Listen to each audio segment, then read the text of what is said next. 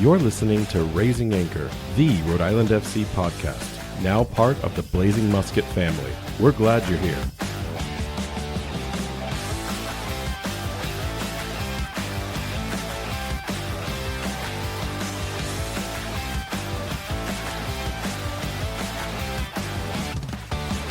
Hello and welcome to Raising Anchor, your podcast and source for all things Rhode Island FC. I'm your host, Matt Intrican, coming to you on Wednesday, July 3rd. Rhode Island FC gets ready for a freedom showdown as they take on the Indy 11 in their first match against one of the Eastern Conference leaders that hopes to see RIFC continue its winning ways and extend its undefeated streak to 4 games. Can they get it done in a first ever Fireworks and Futbol extravaganza? We'll find out together with your favorite co-host, Jason Carey. Jason, how is it going, sir? Doing good as always, buddy. We didn't do so good last week.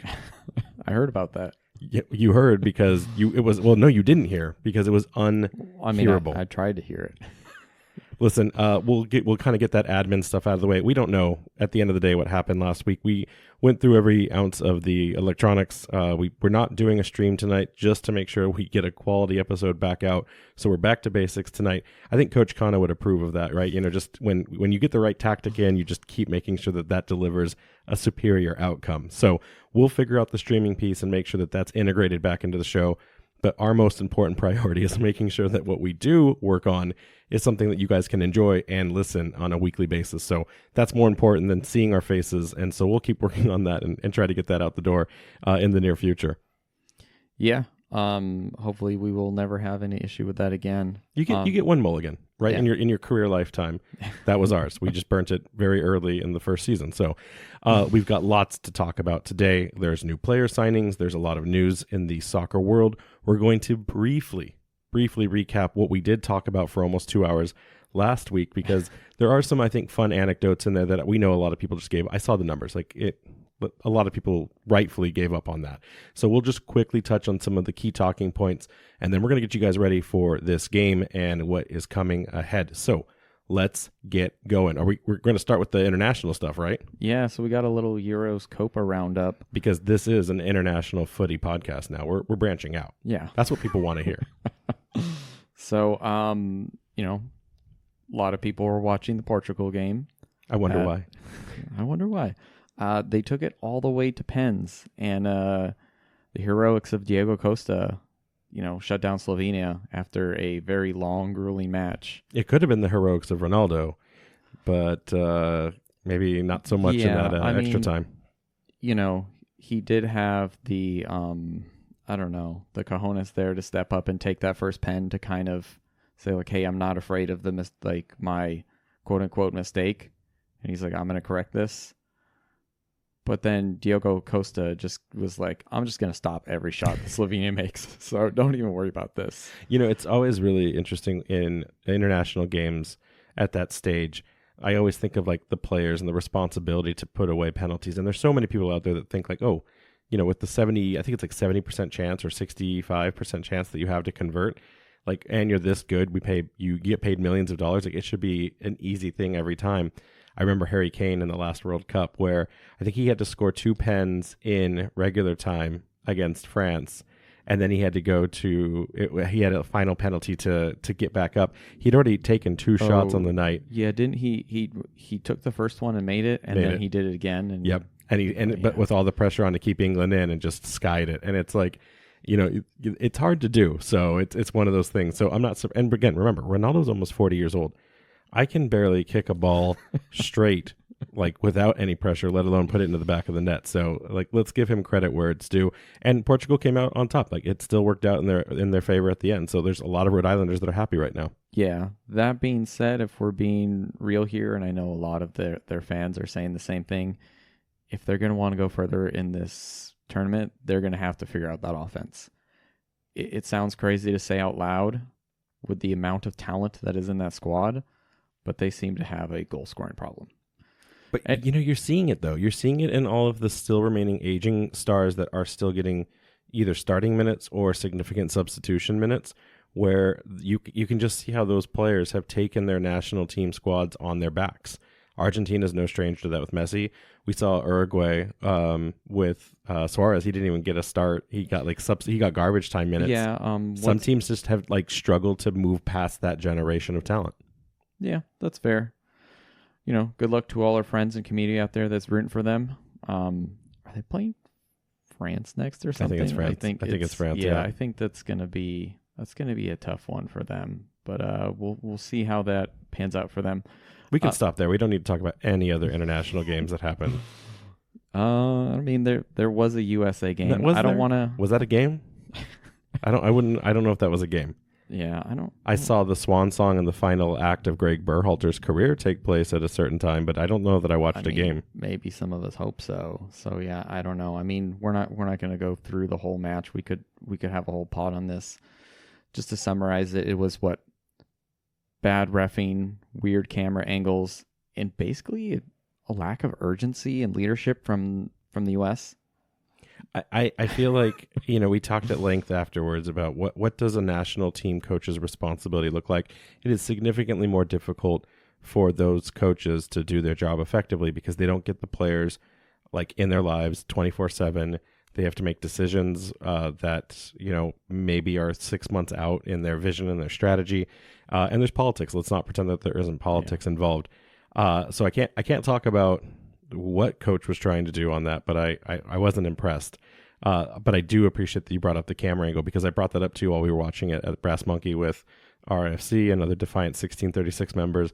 And I was like, why is this camera at the top of the Kansas City stadium? Apparently it was Copa's decision for that feed. But the best part was, and I forget who it was, someone showed me their phone and the Goodyear blimp responded, while we appreciate you guys checking in on us, we are not at that stadium right now covering this game. It was tweet of the year, in my opinion. I like how one of the commentators made a Zoolander joke. They're like, no, this is not a stadium for ants. Fantastic.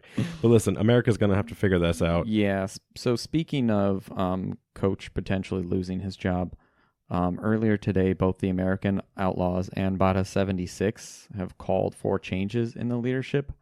I don't know if that is going to, move the needle. But if your main supporters group are saying hey, something needs to be changed, maybe some pressure will happen.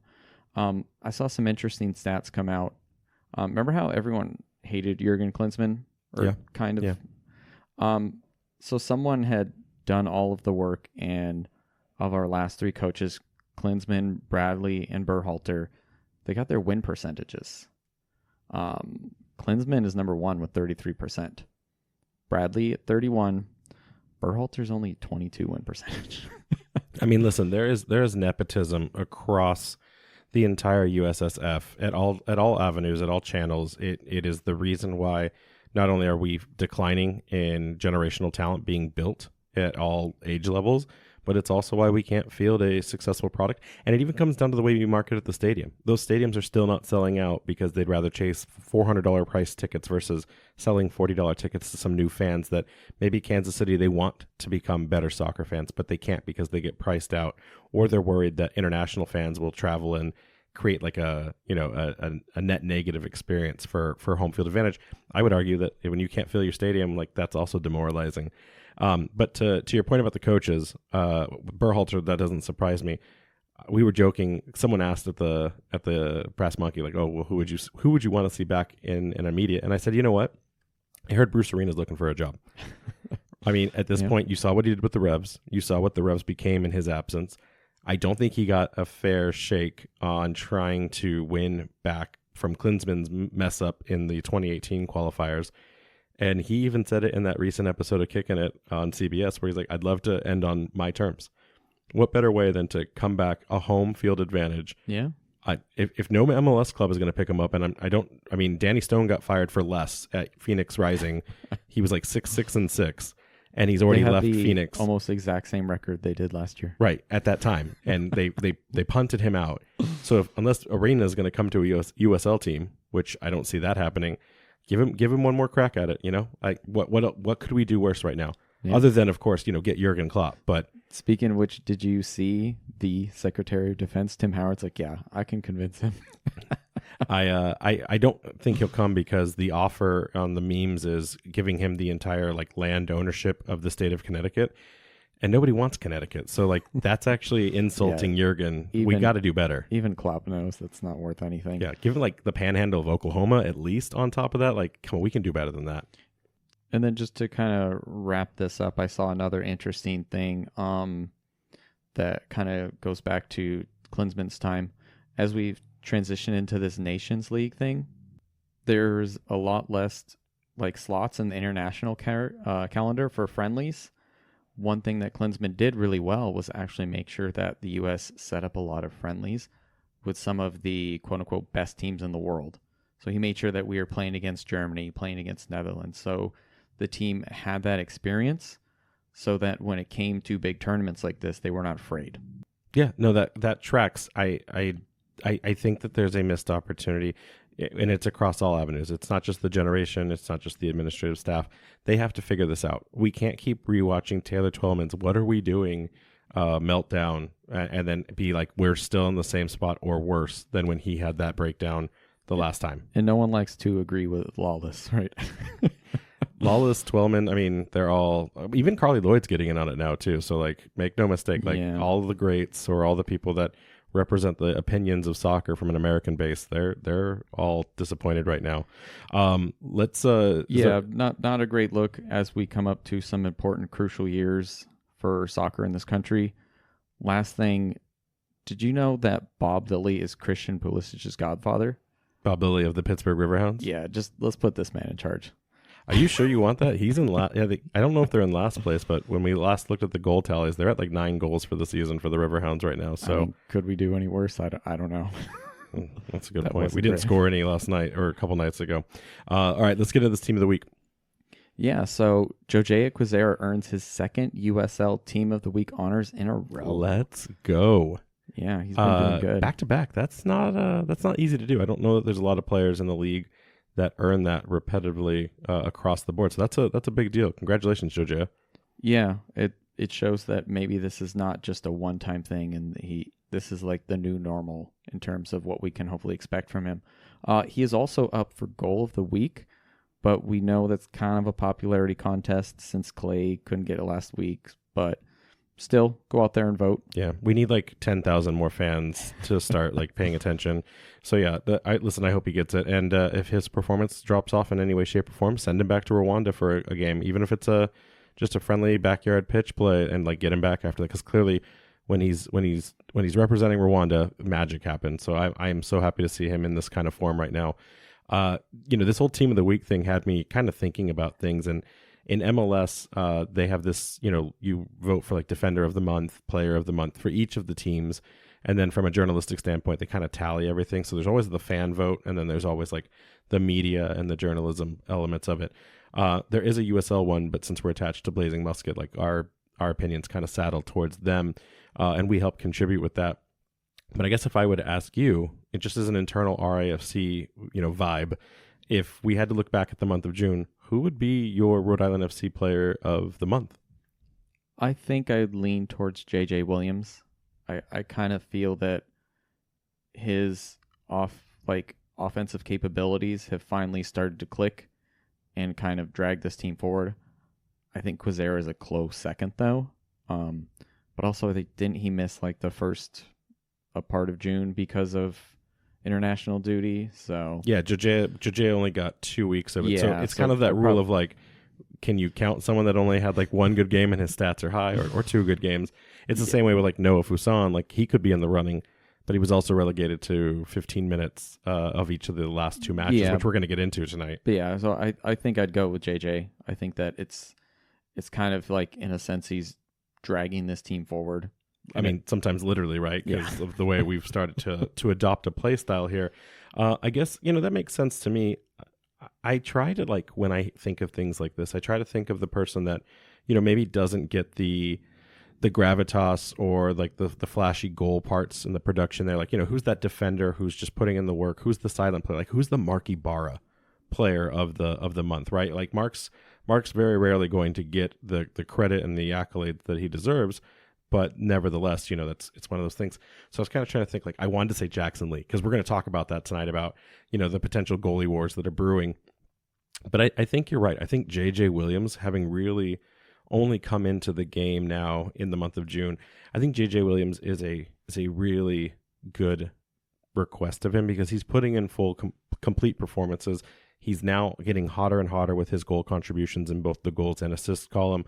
So yeah, I would say I'm good with Williams.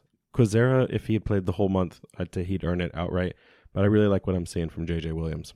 So with that out of the way, let's get into some of the 4th of July prep for this week, including the parade down in Bristol, as well as the game on the 5th of July. So as a quick reminder, RIFC will be in force. There's going to be, I think, 15 or 20 of us walking alongside Chip in the Jeep, and we'll be doing the march. So make sure if you guys are going to be there, give us some love, give us some attention. We'll be walking and trying to rep the club in all of its glory. And then for the 5th of July, just wanted to confirm there will be fireworks. So that was up in the air last week.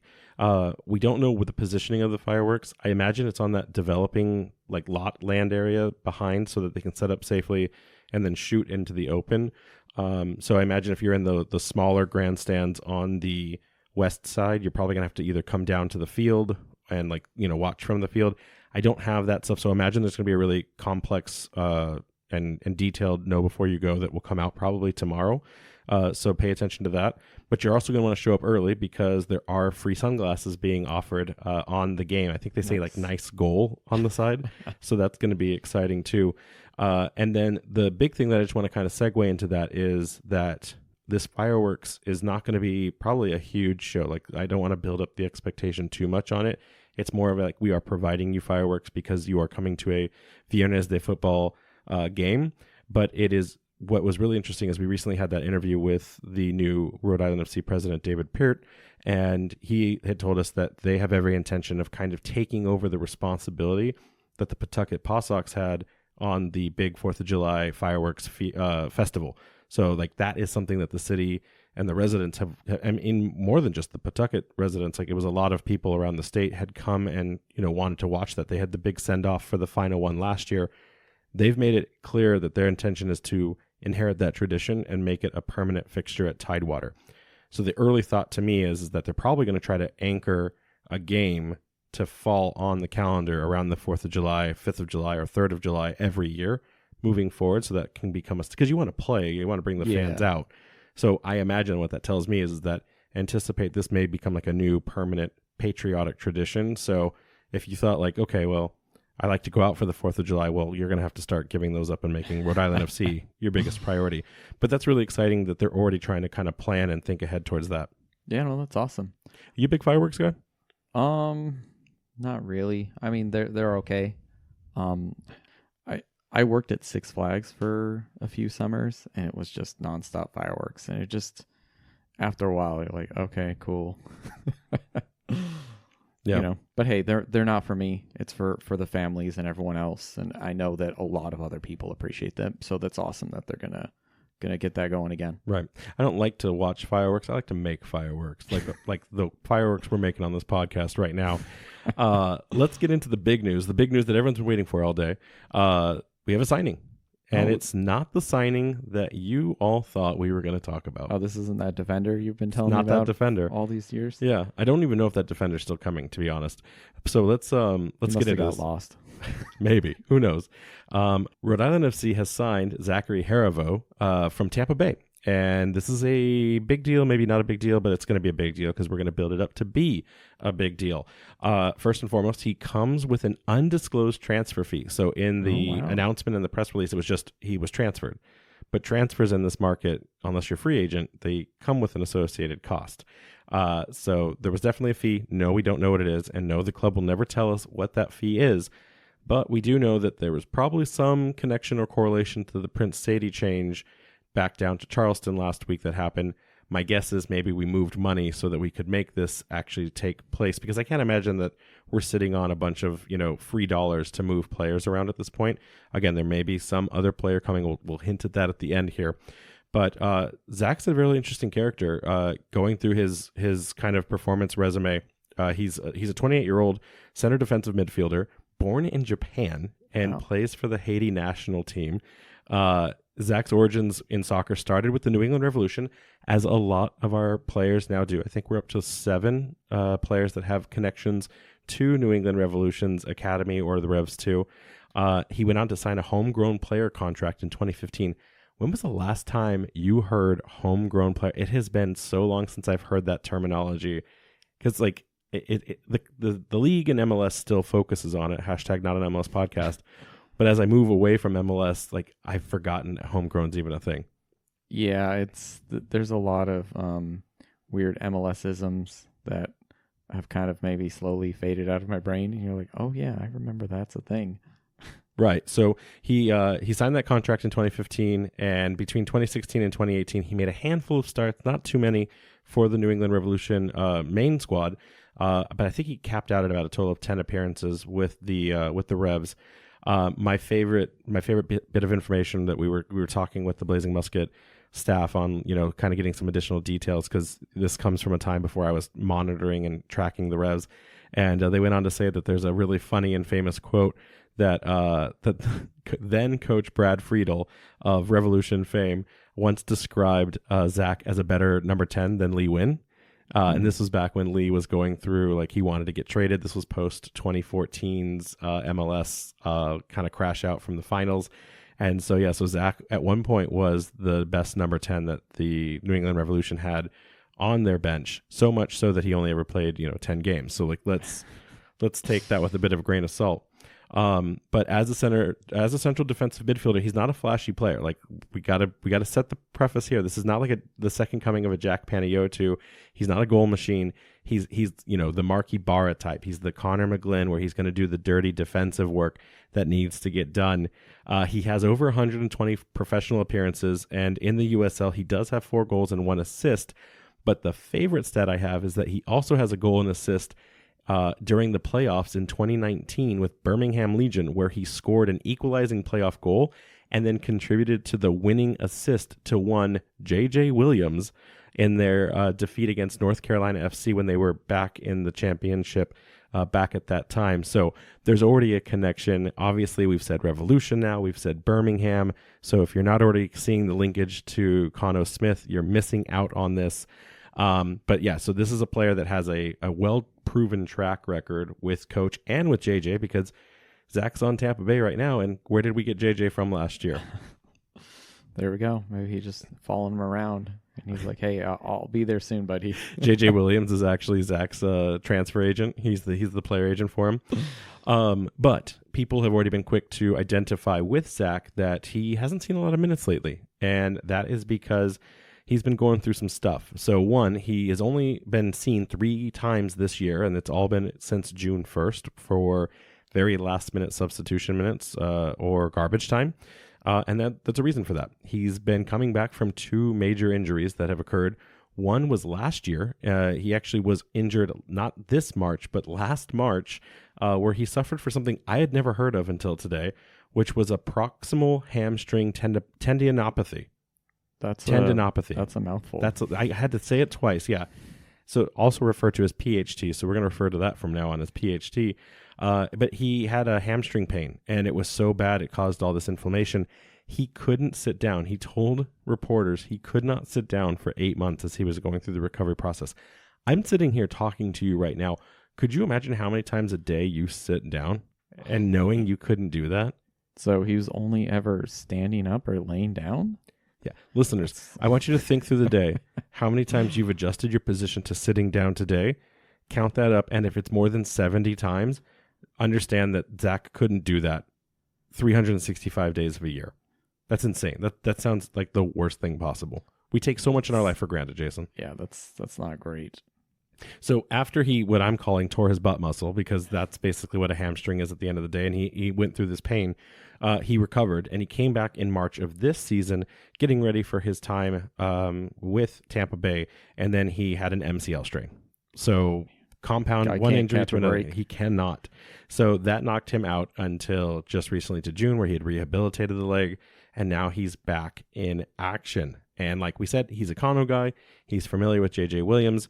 This all makes sense to me. I see Zach as a depth piece, rotating out for the Ibarra, giving us some more. Even Clay, I mean, is kind of that holding midfielder there. Or it allows Clay to push up when we need him, and then we can slot that defender back in the backside there. You could swap the 10 out and then push Clay forward.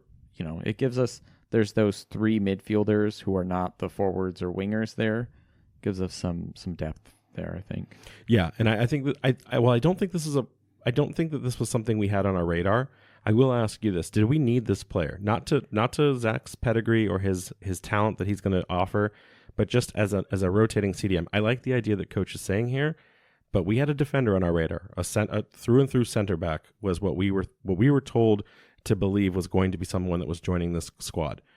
Whether that's still happening or that deal has changed and now this is what we've gone after. Chumesi was a CDM and he's been converted to this right center back. I don't know if that's the plan with Zach. Walk me through, what do you think this is? Do you think this is a depth piece that we needed to have, or should we have been going after a more traditional center back at this point? I assume that at this point, Chumesi is going to get, and if he's getting more minutes, it's going to be in the back line. Stoneman's not too far off. You could definitely see the team having use for another center back, but also that center mid, there's not too much cover there, especially now if you've removed a piece. If you say Chumesi is no longer a backup midfielder, and we don't know how far along Shapiro Thompson is, right? He's still maybe I think he's starting to slowly get back into it. But it's going to be a month or two for him to even catch up with. Yeah, we don't see him until August at least. Yeah. So, I mean, he would want it July 1st. We'll have his interview drop next week, but he's an August return at this point. So I think it makes sense, especially we've traded away Sadie, who was an out-and-out winger, who I think just kind of didn't fit into any of the available positions in this team. And we got someone who can kind of slot anywhere. And if he's a holding midfielder, there always is that potential for them to be last man kind of backup defender, if worst case scenario kind of thing. Yeah, and it's interesting you say that because when head coach Robbie Nielsen was talking about Zach on the state of the state, because he inherited Tampa Bay this year as the first coach, or as his first tenure as a coach, I should say. He said that Zach was the perfect complement for the 3-5-2 system he was trying to introduce. So the fact that Zach didn't really get time in it, but he's well suited to play in that style, which is clearly what coach will be playing for the foreseeable future. I think that this is a great opportunity. So I agree. I think this also, though, does raise some flags about Jack Paniotu's return to the club, because now, you can only take so many players with you on the game day. If Jack were to make it back, and then with all the other talent, suddenly, you have Connor McGlynn on the bench and you have Zach, right? So which one do you bring? So that'll be interesting, but I really don't see Jack at this point coming back because of the injuries to Thomas Chancalay and the overall health and depth that the Revs are facing. So unless Jack says hey, you can put me in here, but if I'm only getting 16 minutes a game when I could be getting 90 and developing, maybe he'll try to activate some sort of opportunity. But right now, that unfortunately has left a probably sour taste in Rhode Island FC's mouth that we got this player and now he's gone again. But that's what happens when you get a lone player. Yeah, I think they would love to have him back, but at this point they're not counting on it, and they're trying to just focus on their, the team's development and say, hey, if it happens, great. We'll try and figure out how that'll work if that happens. But until then, we need to play and move forward with the idea that he's not here. Right. Fun fact before we move on, Zach's first national team game was actually Haiti versus Japan. So both of his ancestries were out for his very first game. So nice. That was a really cool thing. And then he's also played against Lionel Messi. So they had a friendly against Argentina. Messi played in the game. And again, he's a center holding mid. So his job number one was to try to cover and keep Messi away from the goal. So that's a really cool thing to be able to say. Nice. We've got international Messi beating talent on this squad now. Hey, maybe if he gets some meaningful minutes, I don't know, maybe he'll get some call-ups again for Haiti. Yeah, I also don't think they beat Argentina for the record. I think they got lost 4-0. So speaking of losses, let's get into this quick rematch. I can't talk anymore. Let's get into this quick summary of a loss that El Paso faced when the train derailed against Rhode Island FC. We're not going to recover this. You can go and listen to all the other different places, or you can be sadistic and try to listen to what we already put out. But like I said at the beginning of the episode here, we do want to at least cover some of the stuff that's going on, because I think it's going to be a continued conversation and carry over into this game as well as the future games behind it. So real quick, just by the stats, the things that are the most important to remember is Rhode Island has now scored 10 goals in the last 3 games. Do you know they and I'll help you out here. They have 11 other goals for the season. So they have 21, they have 10, and now they've scored that in 3. How many games do you think they had scored the rest of those? Do you know how many games we played for the season so far? We're in like the mid-teens, like 14 or 15. So could you take something. a guess on how many games it took to produce the other 11? Say like 11 or 12. 13 games. Okay. So in 3 games, we score almost 50% of our goals, and then the other like 80% of our games, we've only scored the other half. We finally caught up with all that XG production. Exactly. So that's a really interesting take. The second piece is our strikers. Their strikers are finally getting either hot or they're just getting out of their way. Chico finally getting back up on the score sheet is incredibly important to get that man back into where we need him to be. So he now continues to lead our team in total goals contributed. And then JJ Williams bags his next assist. So now he's got a contribution to goals, not goals just by itself, but either a goal or assist in his last 3 games. So that's another stat, because sometimes strikers have to do thankless work and sometimes they get all of the credit. And JJ is putting in a show, whether it's through his duels, it's through his tackles, it's through his brute force. But JJ is right there. So seeing both of our strikers now start to turn the corner. I wouldn't say turn things around, but turn the corner. It's a great time to start having this team come alive. And then the really interesting one, because this is going to be a continued kind of conversation as we go through the next couple of games, is Rhode Island FC has now stopped the opposition from scoring a first half goal in 10 of those 16 games they've played this season.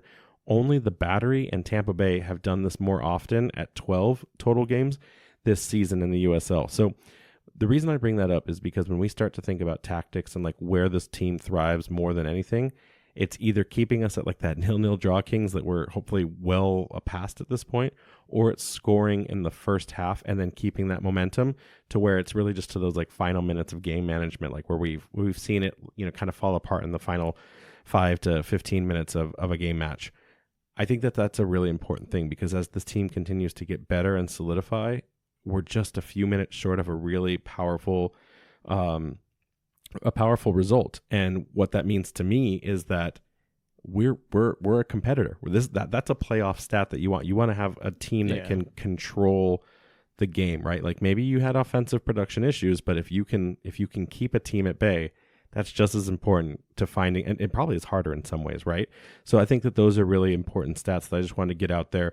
The goals on the night, Quizera, obviously he's goal of the week in our hearts. Noah Fuson getting the super sub opportunity. We're going to talk about that in a minute. That was another incredible one. And yeah, so let's get into the other big thing, because there was a controversy on the day. We argued about it prior to the game starting. You were wrong. I was right. But I think the goalie wars may or may not be happening now. Jackson Lee got the second start.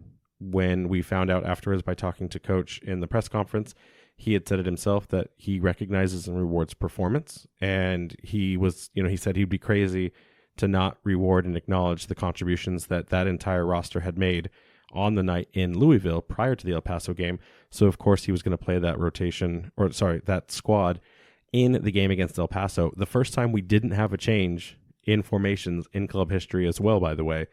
But now Jackson Lee, he's in the net. What does that mean for you? Yeah, I'm not sure. I thought, coming into this match that we would see Koke back in net. But at the same time, coach has said in the past, and like you had just said, that he will reward performances. So we saw Lee in net. El Paso only had one shot on goal. So it was a difficult save though. Yeah. No, I mean it was a good save. So I don't think in any way, shape, or form Lee was really tested, though. He did the one save. So I'm curious to see going forward if he's going to continue to stick with Lee, because in the past when he did reward Lee with another start, the following game he went back to Koke. So I thought he pulled Lee after the loss against Phoenix, where he got handed. Isn't that when the game that they swapped? I just remember him rewarding him after like a shutout or something. I don't. Yeah, you're right. Koke was healthy. He let him stay, but then he pulled him after the performance against Phoenix where we lost 3-1. So he had 3 in a row? Yes. And it wasn't because Koke was unhealthy? Koke was returning. He probably could have played the Phoenix game, but he gave it to Lee, and then Lee. Okay, well, so either way, Lee had a bad game that game. The point here is that at some point he brought Koke back in. I don't know if coach will see the performances as like as a whole for the whole team, if he's going to contribute some of that to Lee adding some solidarity in the back and maybe him not trusting Koke as much. I don't know. What do you... I don't know that it's trust. I think that like either Cano Smith is going to reward the performance, and then the second he's not hot, he's just going to rotate, which we talked about last week, but like that was the Arsenal thing that didn't work for Arsenal, where like the second you had a bad game or you had a loss, it was okay, we're going to switch back around. That works in other types of sports, but I don't think that works well here. Yeah, I think when he brought Koke in, the idea is he is good with his feet, right? So generally those type of goalkeepers tend to play on teams who have a somewhat of a possession style.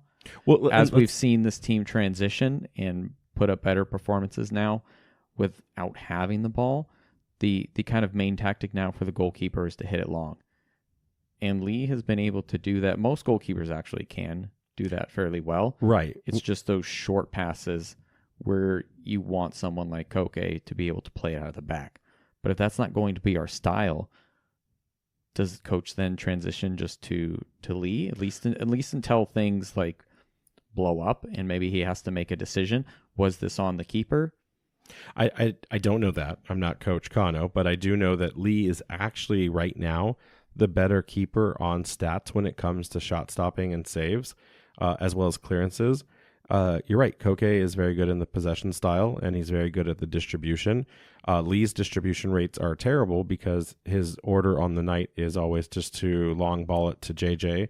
And if JJ can't win the aerial duel or he can't contain it, it doesn't count as an accurate pass for JJ, or excuse me, for Lee. So Lee's numbers are suffering there. It's probably the only wide margin of gap between the two. The keepers are still very close, but on paper, Lee is the better one right now. So I would say it's two things. One, back to the thing you said about the style. We definitely thought we were going to be playing this 4-3-3 with this playing out the back, maintain possession through all of it, and then punch through for a goal. We've changed that. And that is more probably to do with Williams and Chico's ineffectiveness to create goals. But we've moved away from this playing out the back. Like, yes, Lee comes up to the same level, maybe not as much as Koke does, but we've moved away from possession. We've averaged 37% possession in our last 3 games now.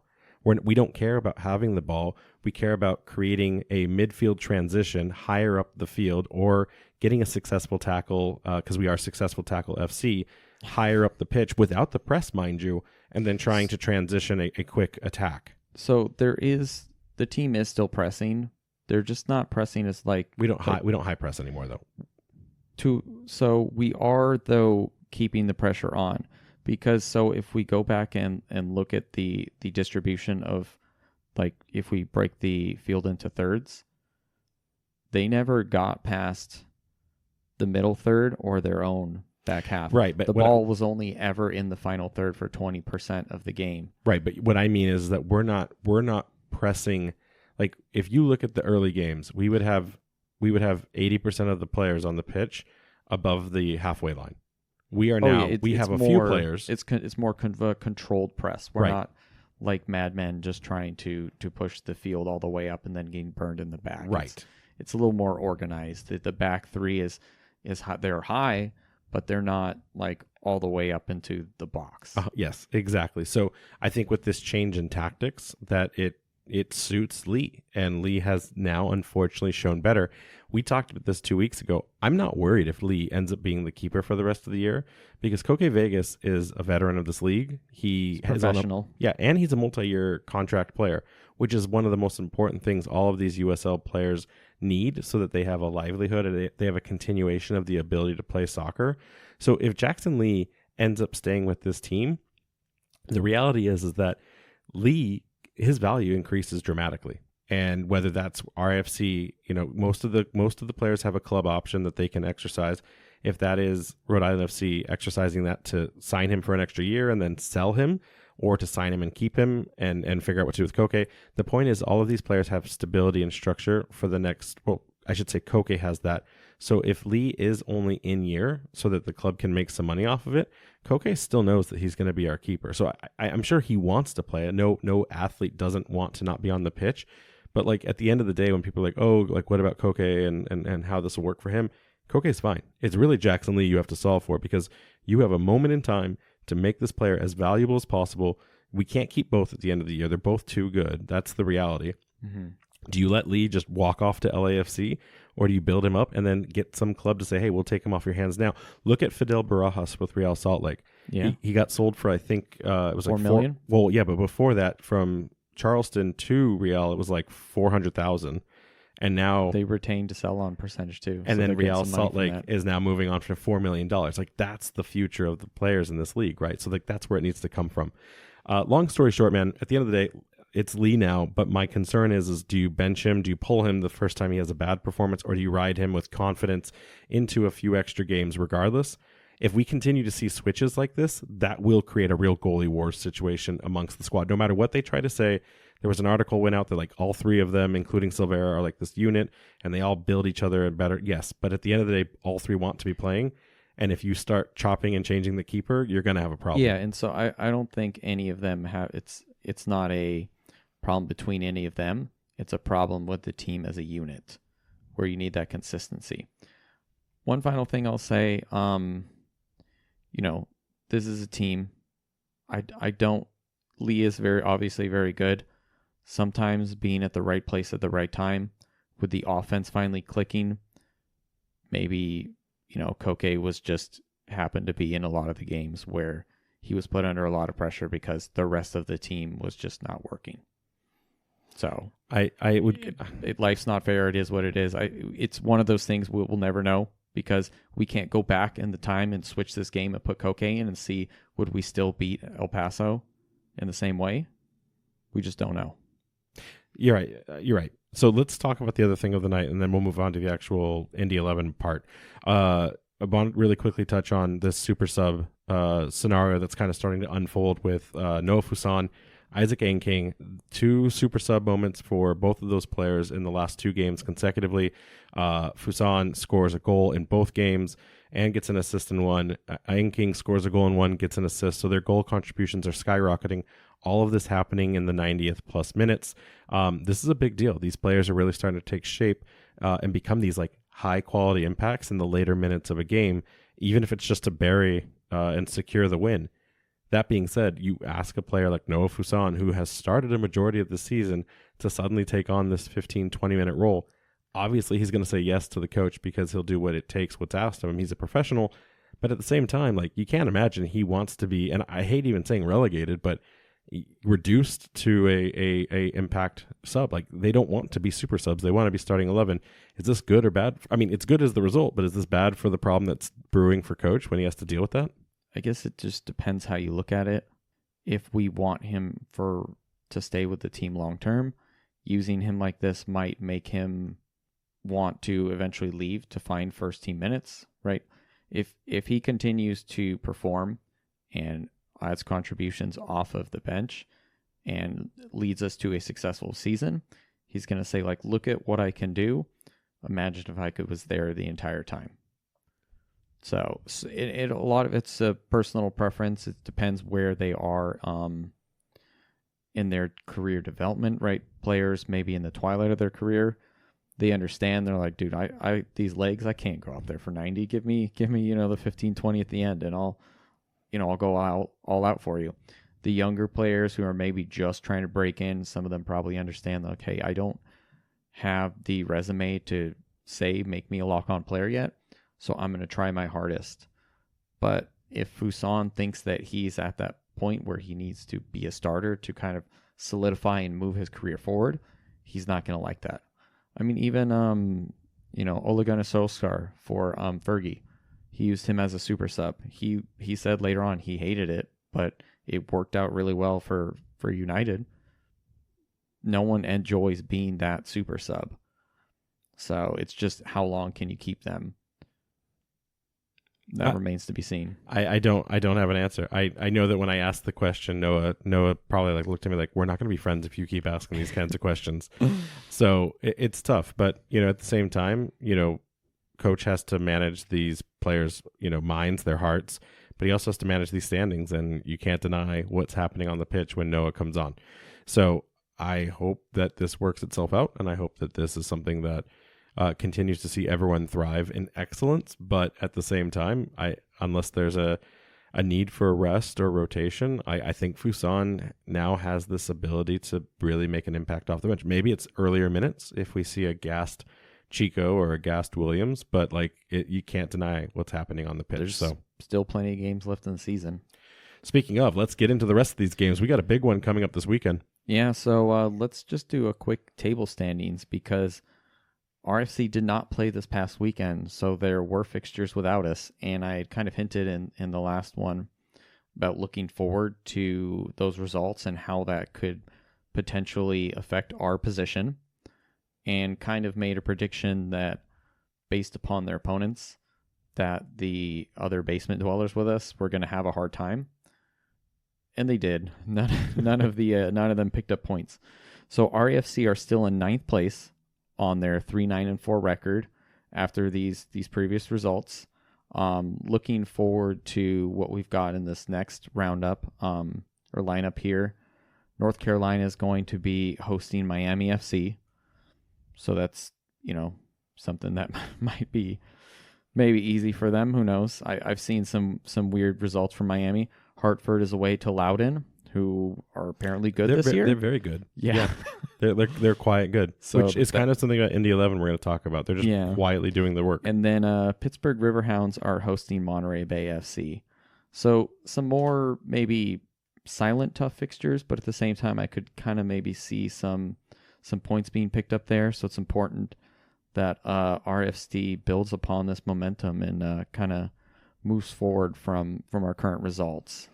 Yeah, and on the other hand, Indy 11 is coming off of a recent 0-1 loss to Orange County Soccer Club at home that ends a 12-game undefeated streak across all competitions after a very shaky start at the beginning of the season.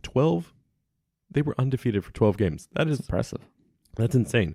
The result sees them remain in 3rd place in the Eastern Conference on a record of 9-2-5. And I get a feeling that they're going to be looking for some revenge. Not revenge on us, but just to take out revenge. Because I don't think that that's the way they would have wanted to have, gone out and broken their streak. Obviously, no team is invincible, except for maybe 2 in the history of the sport that I can think of.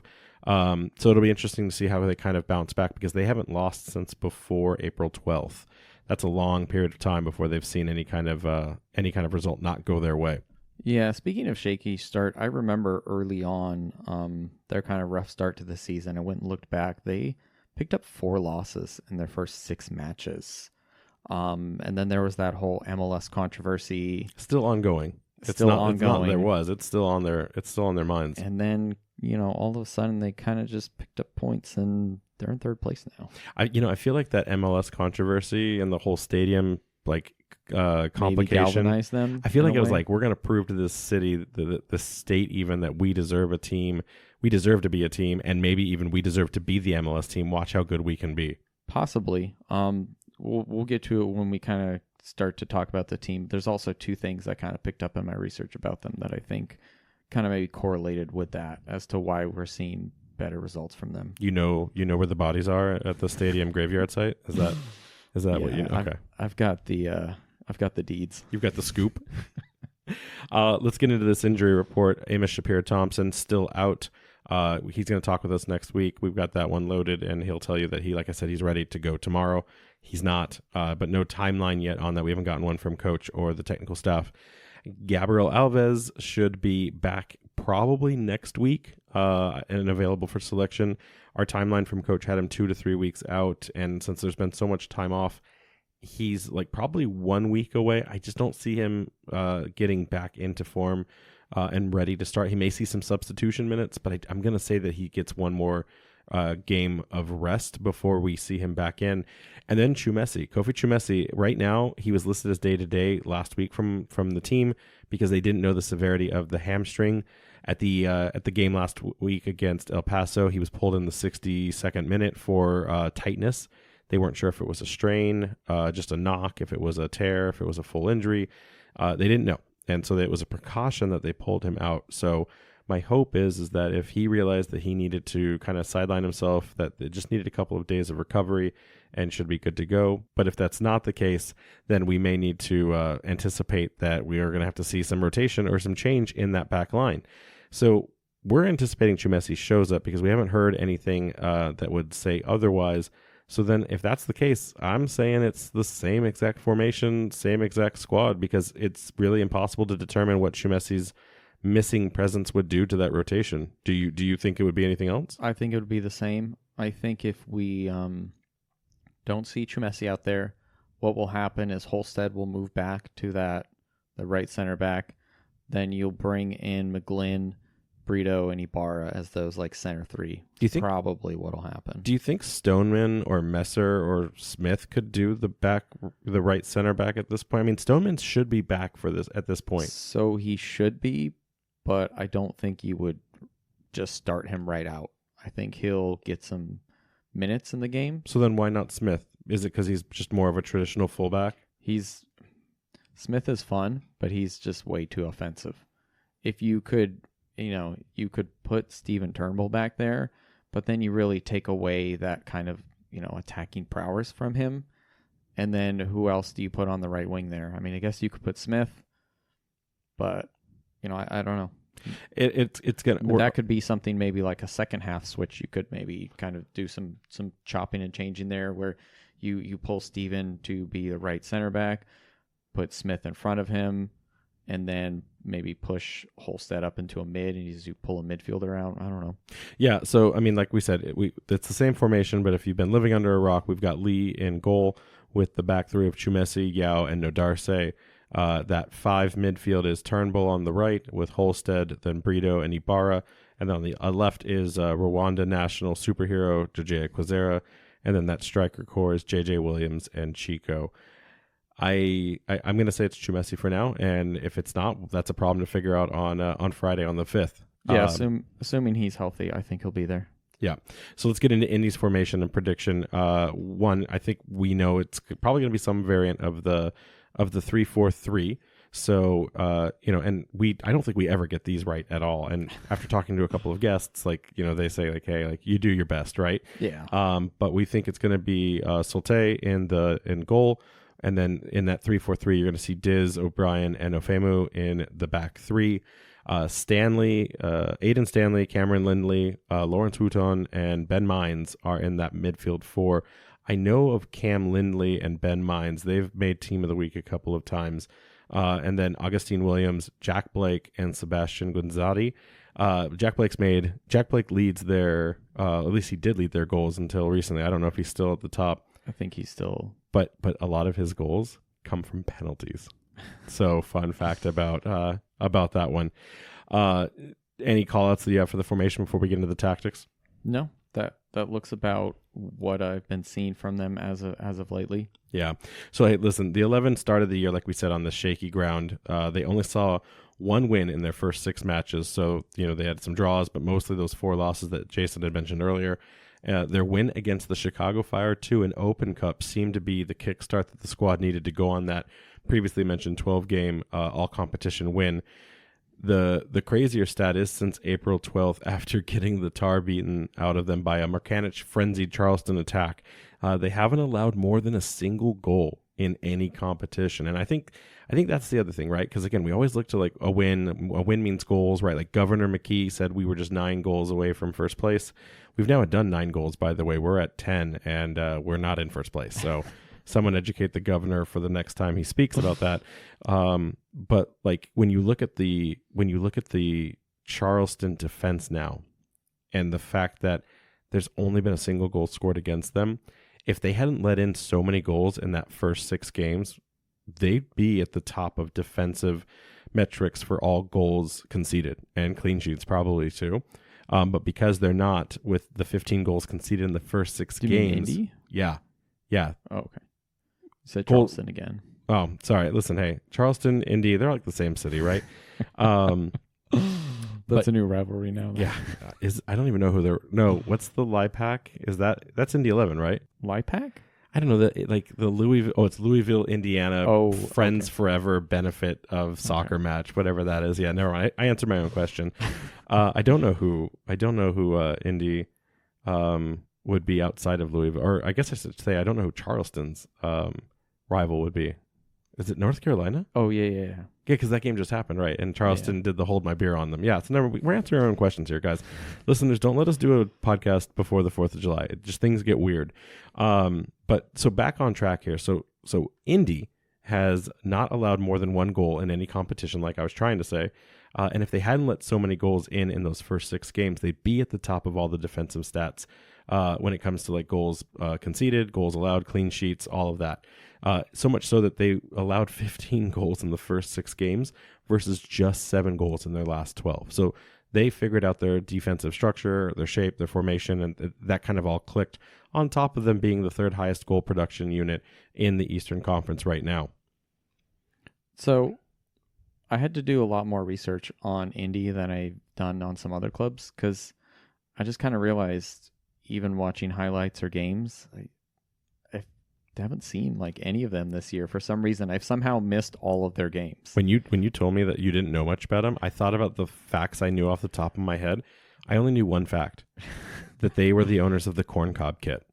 Oh yeah, that was the only thing I knew about Indy 11. In the controversy, obviously. Well, yeah.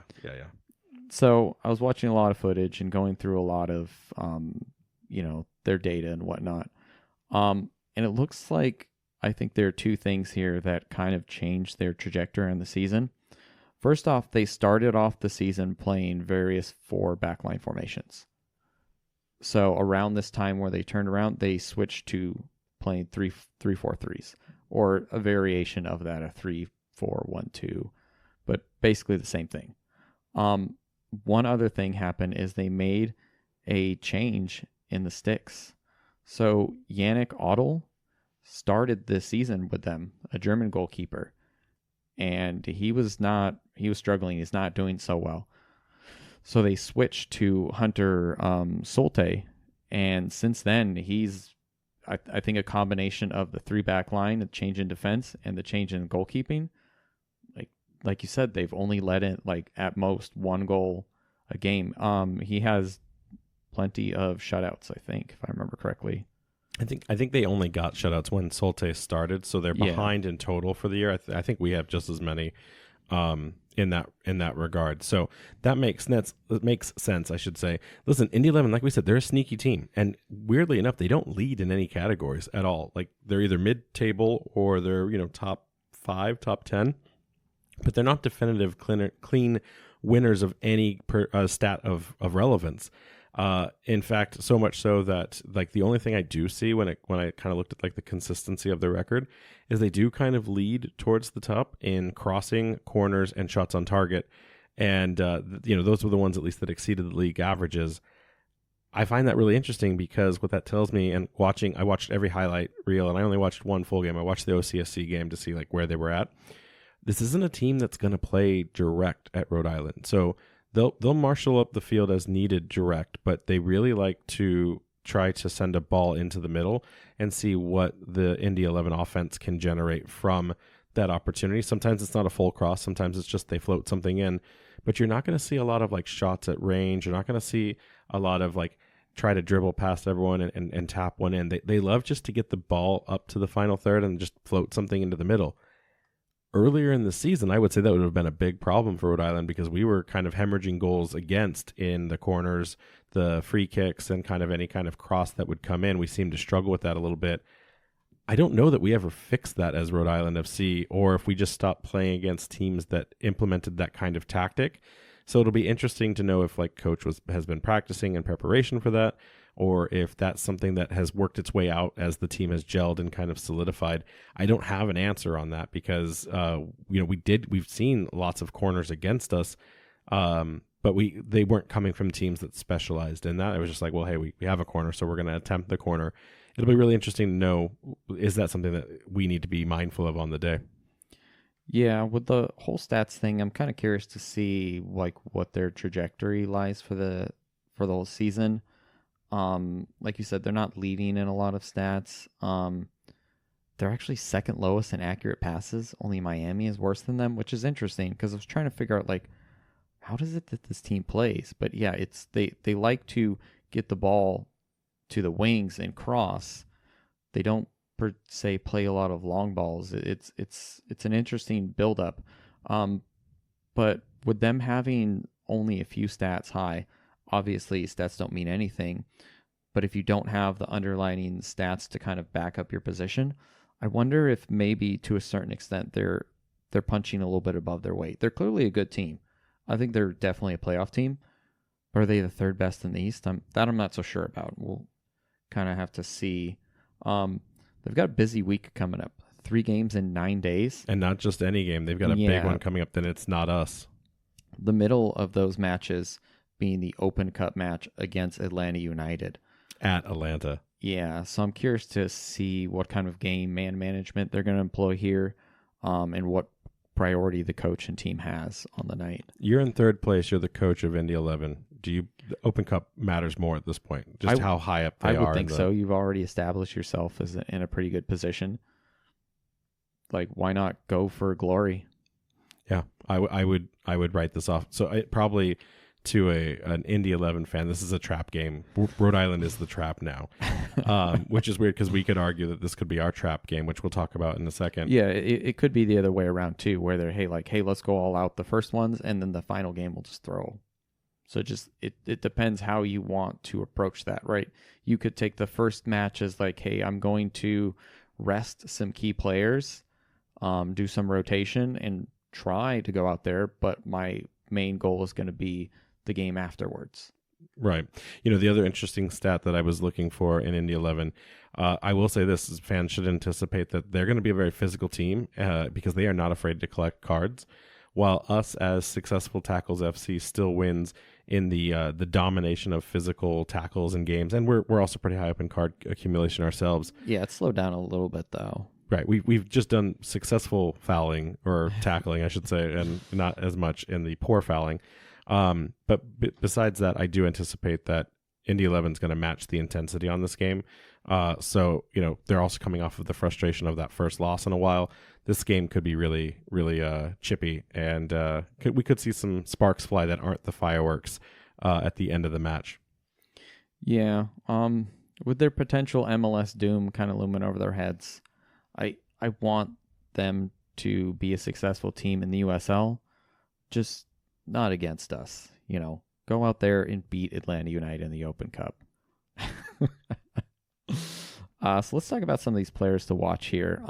As I had mentioned, their goalkeeper, Hunter Soult. He's on loan from Portland Timbers, and he is from Anchorage, Alaska. Do you know they have an affiliate team there, the Alaska Timbers, who play in the USPL? Is Hunter Inuit, or is he an Eskimo? Do we know?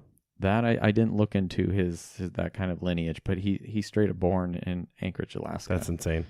Yeah, so like I mentioned, he took over from Yannick Annette, who seemed to be struggling, and since he's only conceded 6 goals in 9 games with 3 clean sheets. He's got a high claim percentage, so he likes to come out of his box and just squash threats before anything even happens. And he's got a very high save percentage as well. So like we mentioned, they don't tend to give up a lot of goals. Right. On the other hand, Jack Blake on the offensive side, born in Nottingham, England. He's a well-traveled player that has spent time with Nottingham Forest U18s, Mansfield Town, Minnesota United when they were a Nassau team, not to be confused with the MLS.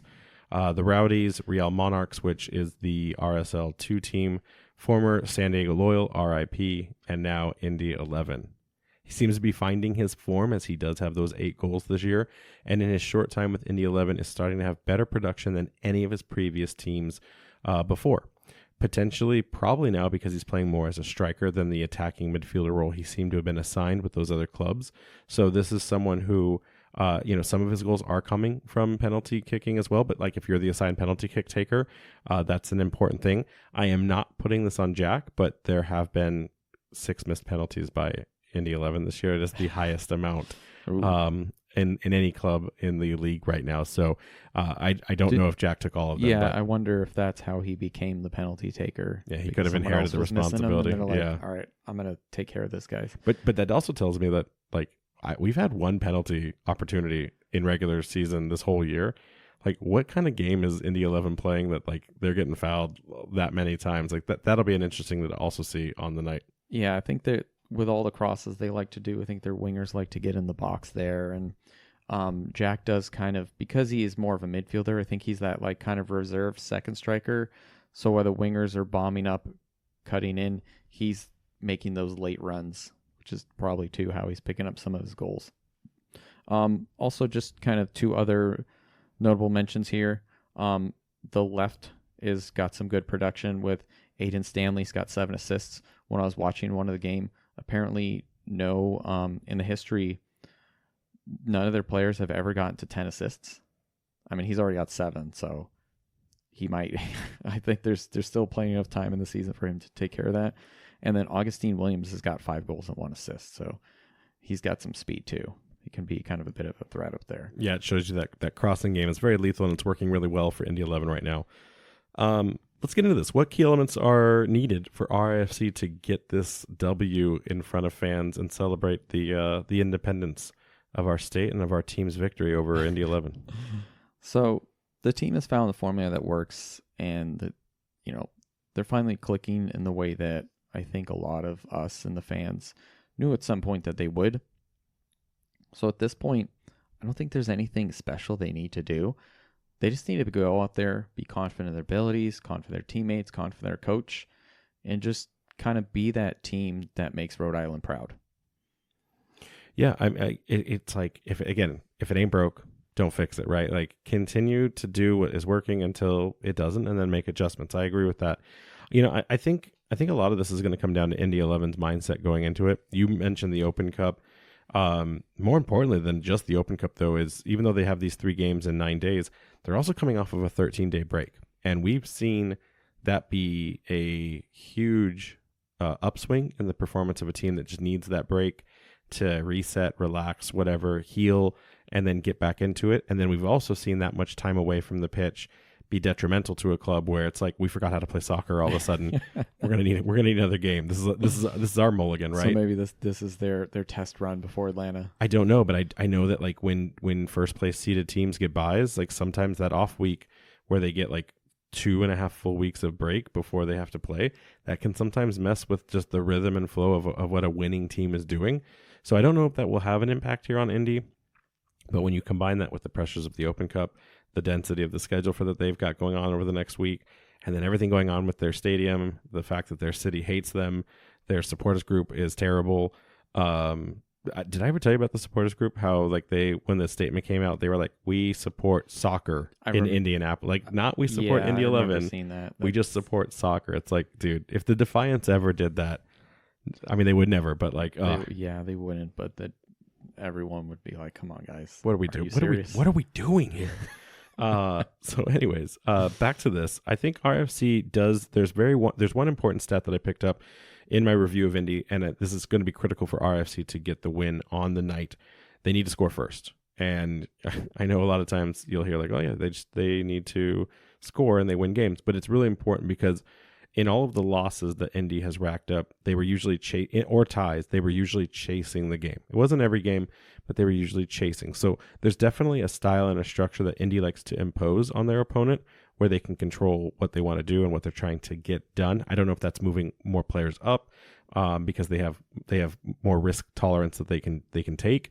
But when teams do score early on Indy, it seems to shift that Indy has to be a little bit more chaotic or dangerous on what they want to do, and it doesn't work for them on the night.